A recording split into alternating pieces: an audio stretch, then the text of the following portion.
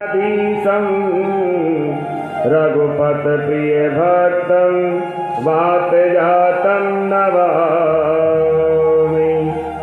नारायणं नमस्कृतं नरं चैव नरोत्तमं देवीं सरस्वतीं व्यासं ततो जयमुदीरयेतः। अखण्डमण्डाकारं व्याप्तमेन चराचरं तदपितं दर्शितं मेन तस्मै श्रीगुरुवे नमः। भक्ति भक्ति भगवन्त गुरु चतुर्नाम वपुए तिनके पद वंदन किए नासत विघ्न अनेक। राधे मेरी माँ तो है पिता मेरे घनश्याम, इन दोनों के चरण में मेरा बारंबार प्रणाम। जय जय श्री राधा रमण जय जय नवल किशोर, जय गोपी चित चोर प्रभु जय जय माखन चोर। बोलिए वृंदावन बिहारी लाल की जय हो। भागवत महापुराण की जय हो। व्यास जी महाराज की जय हो। सुखदेव जी महाराज की जय हो। दादा देव महाराज की जय हो। भक्त और भगवान की जय हो। जय जय श्री राधे जय जय श्री राधे जय जय श्री राधे। श्याम। कथा में प्रवेश करने से पूर्व अपनी वाणी को पवित्र करते हुए प्रभु की झांकी को मन में बसाते हुए भाव से मेरे साथ में मेरे प्रभु को याद करिए। रे गोपाल राधे कृष्ण गोविंद गोविंद, रे गोपाल राधे कृष्ण गोविंद गोविंद, रे गोपाल राधे कृष्ण गोविंद गोविंद, हे गोपाल राधे कृष्ण गोविंद गोविंद, रे गोपाल राधे कृष्ण गोविंद गोविंद, रे गोपाल राधे कृष्ण गोविंद गोविंद, कृष्ण गोविंद गोविंद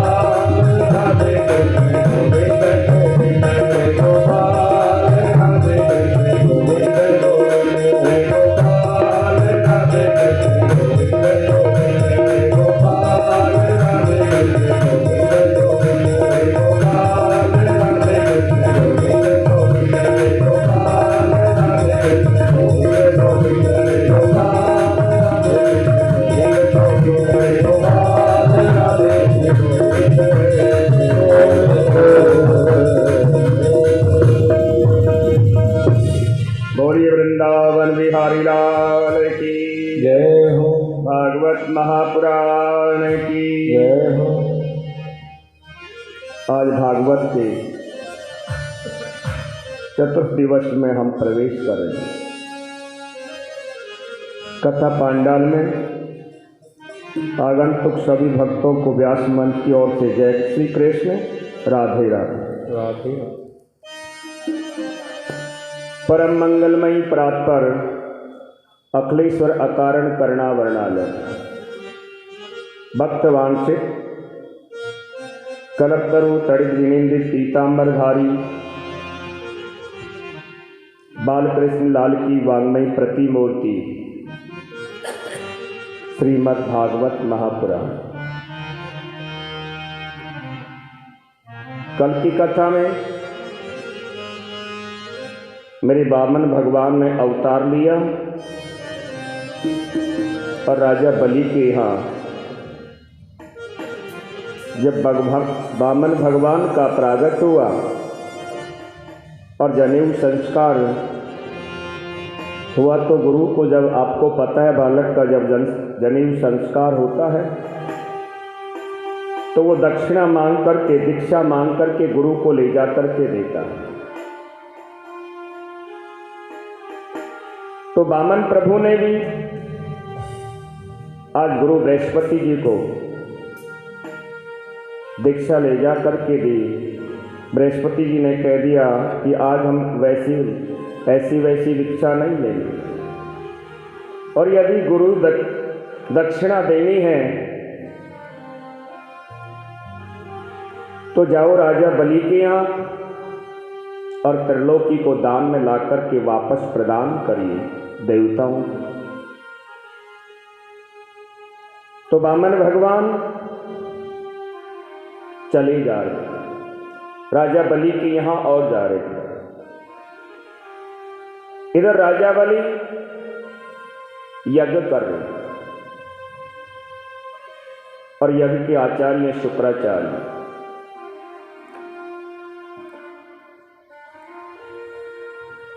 अब जैसे ही वामन भगवान थोड़ी दूर से दिखाई दिए राजा बलि को, तो राजा बलि ने कहा, गुरुवर, आज मुझे ऐसा लगता है कि साक्षात सूर्य ही भगवान हमारे यज्ञ मंडप की ओर आ रहे हैं।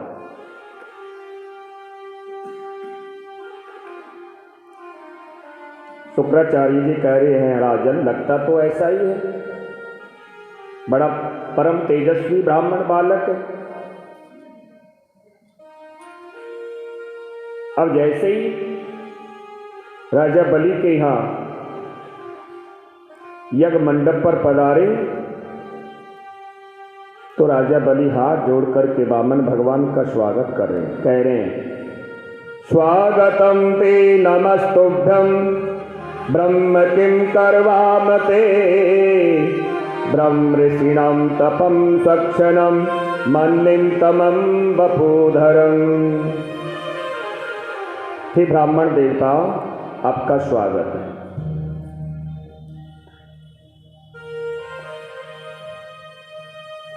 स्वागतम ते नमस्तुभ्यं ब्रह्म किं कुर्वाते। बोले, ही ब्राह्मण देवता, आपका स्वागत है। हाथ जोड़ करके राजा बलि जब भगवान वामन का स्वागत कर रहे हैं तो मेरे प्रभु के एक हाथ में माला का जाप चल रहा है, एक हाथ में कमंडल है, बगल में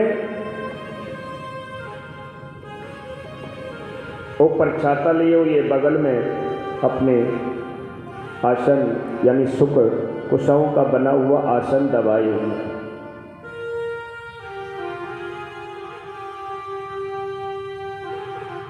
पूछा, अच्छा, जब इतना आदर सत्कार किया,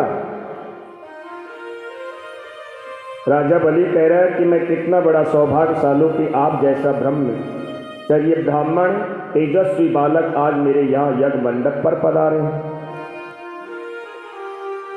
अध्योनम सुहृदम यशा विधि द्विजात्मम तम चरणम वने जने हता हंसो हविर्वं च भूरयो यथा पुनन्ति तनुभीपदस्तवे। हे ब्राह्मण देवता बोले, आज आपके आगमन से मेरे पितृ देवता भी तृप्त हो गए, मेरा कुल पवित्र हो गया। आप जैसा परम तेजस्वी अमित ब्राह्मण मेरे यहाँ यज्ञ मंडप पर पधारे। वामन भगवान के चरणों में राजा बलि प्रणाम कर रहा है। अब मेरे वामन भगवान भी मन में सोच रहे हैं कि जब किसी से कुछ लेना होता है तो उसकी थोड़ी बड़ाई तो करनी पड़ती है। यदि आपको कोई काम कराना है, चपड़ासी से बाबूजी बोल दो, सिपाही से थानेदार जी बोल दो, तो तुरंत काम हो जाएगा। तो वामन भगवान कह रहे, अच्छा तो क्या आप ही राजा बलि हैं?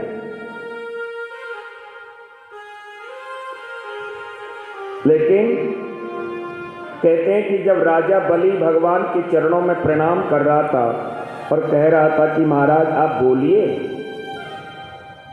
आप कहां से आए?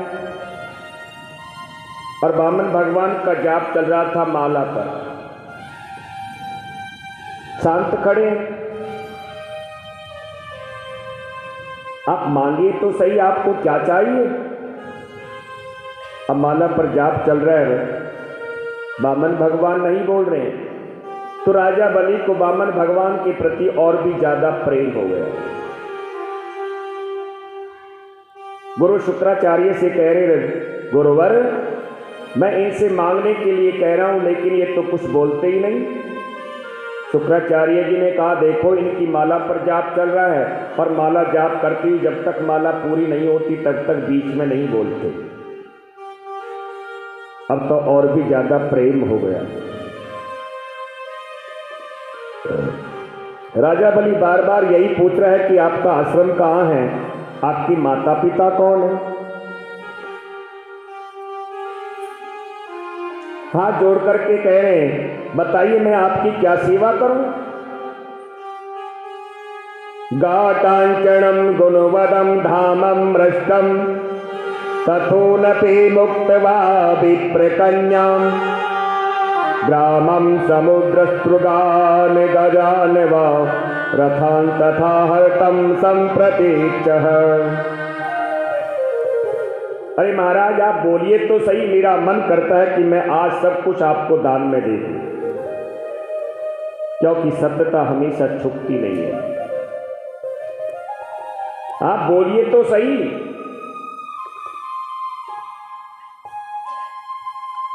अब जैसे ही बोले वामन भगवान की माला पूरी हुई, पूछा अच्छा तो क्या आप ही राजा बलि हैं? बोले हाँ महाराज मैं ही राजा बलि। तो राजन आप दान देने की बात कहते हो, बोले इसमें कोई बड़ी बात नहीं।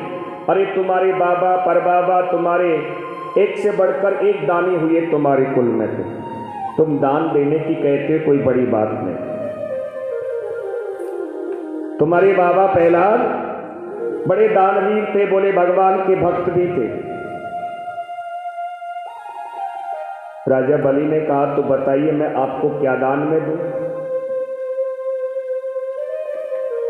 वामन भगवान कह रहे, राजन क्षमा करना, हम किसी से दान लेते नहीं हैं।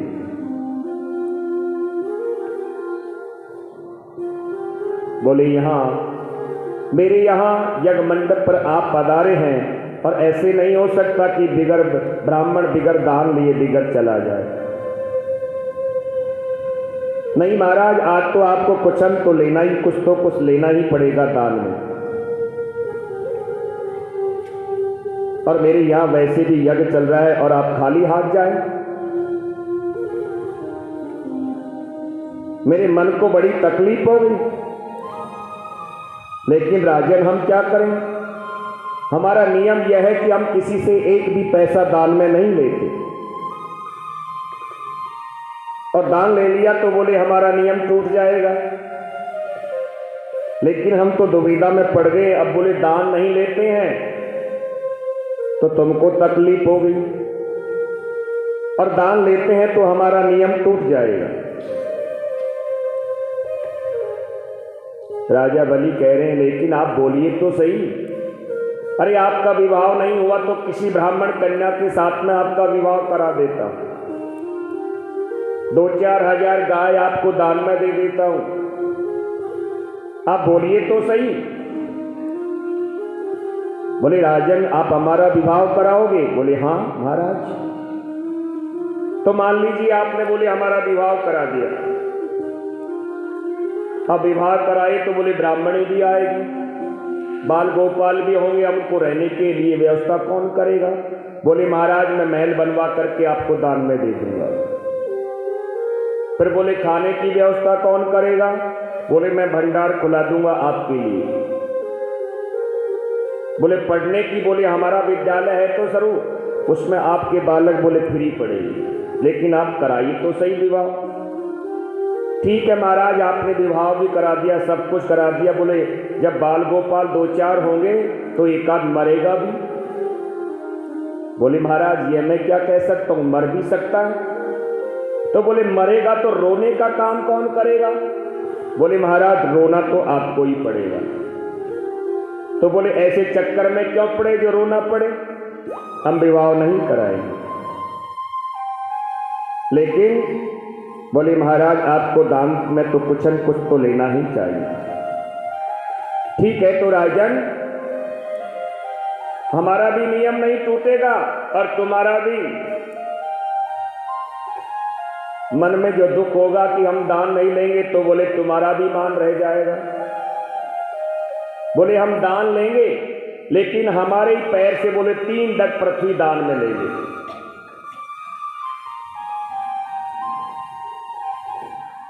3 डग पृथ्वी दान में लेंगे। राजा बलि थोड़ी देर हंस गया, बोले महाराज अरे मैं त्रिलोकी का राजा और आपने मांगा तो भी क्या मांगा, 3 डग पृथ्वी दान में, वो भी बोले आप बहुत लंबे हो ना, और वो भी अपने पैरों से।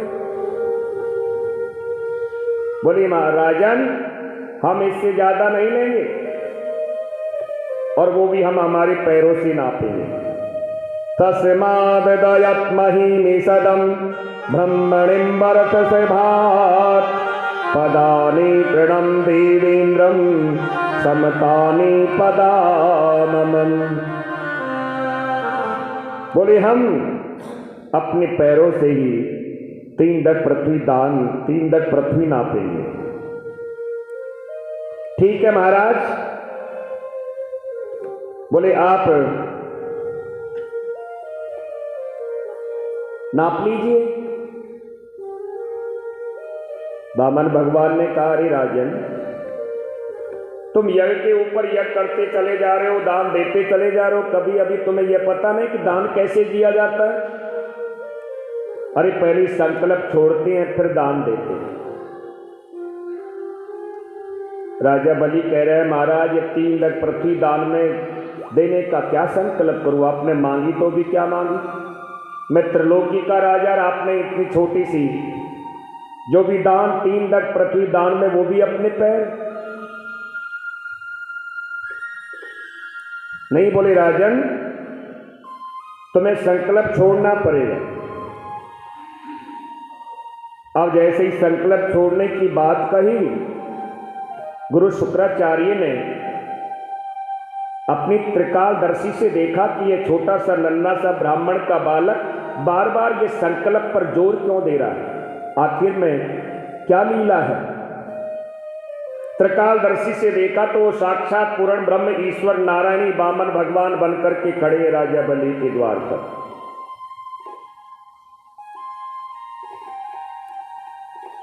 शुक्राचार्य ने तुरंत कह दिया अरे राजा बलि नहीं है वामन नहीं है 53, इसके चक्कर में मत पड़ो, ये साक्षात नारायण है। बोले 2 ही डगों में सब कुछ नाप लेगा, तीसरा तो देने के लिए नहीं बचेगा, इनसे मना कर दो। बोले महाराज अब दान देने की व्यवस्था नहीं होगी, फिर कभी देखेंगे।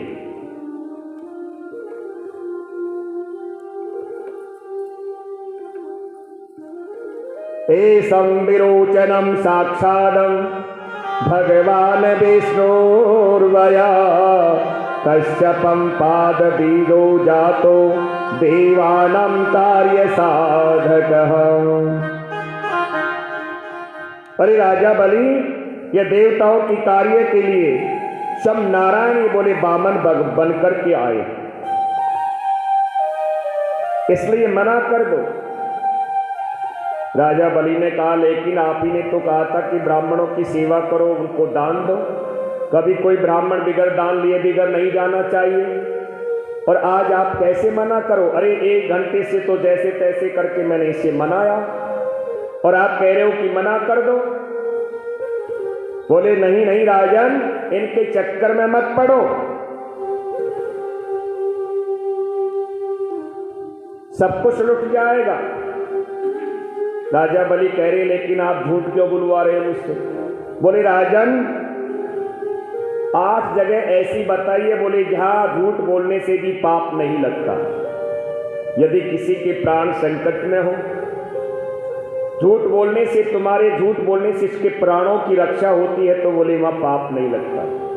किसी जगह कोई गाय का वध हो रहा हो तो यदि आप झूठ बोलते हो तो उसकी रक्षा होती है, तो भी पाप नहीं लगता।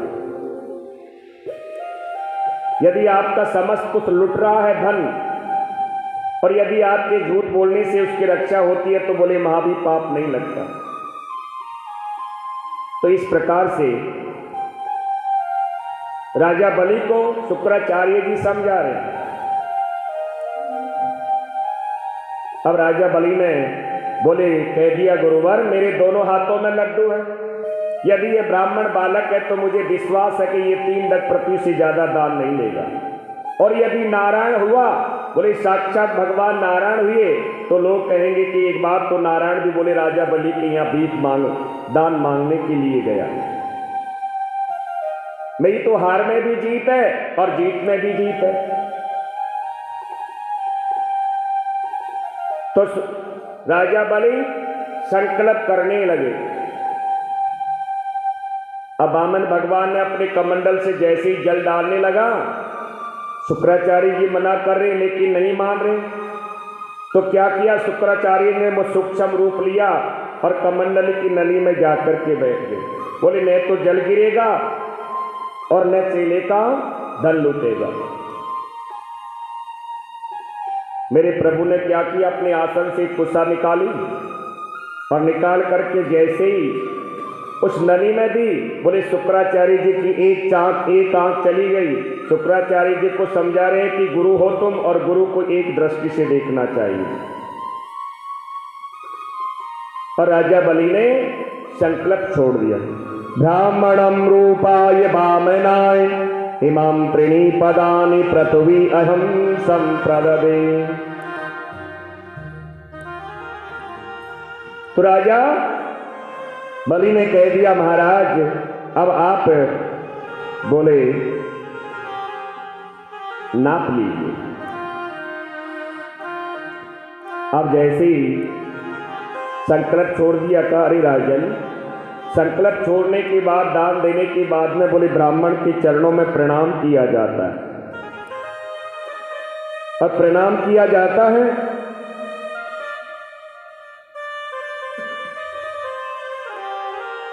तो जैसे ही वामन भगवान के चरणों में राजा बलि प्रणाम करने लगे,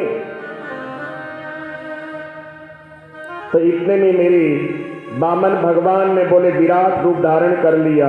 बोलिए विराट भगवान की जय। अब जैसे ही प्रणाम करके बोले नजर डाल करके देखा तो मेरे प्रभु का बोले मुखारविंद तो दिखाई नहीं दे रहा। अब असुर मारने के लिए दौड़े, बलि राजा ने मना कर दिया, नहीं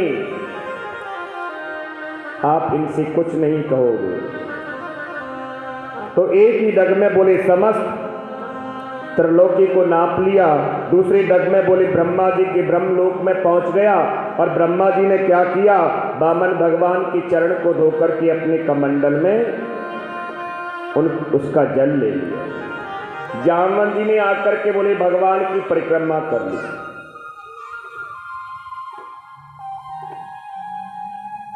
अब मेरे प्रभु ने 2 ही कुछ में सब कुछ नाप लिया और फिर सूक्ष्म रूप लिया राजा बलि के पास में आ गए। बोले त्रिलोकीनाथ जी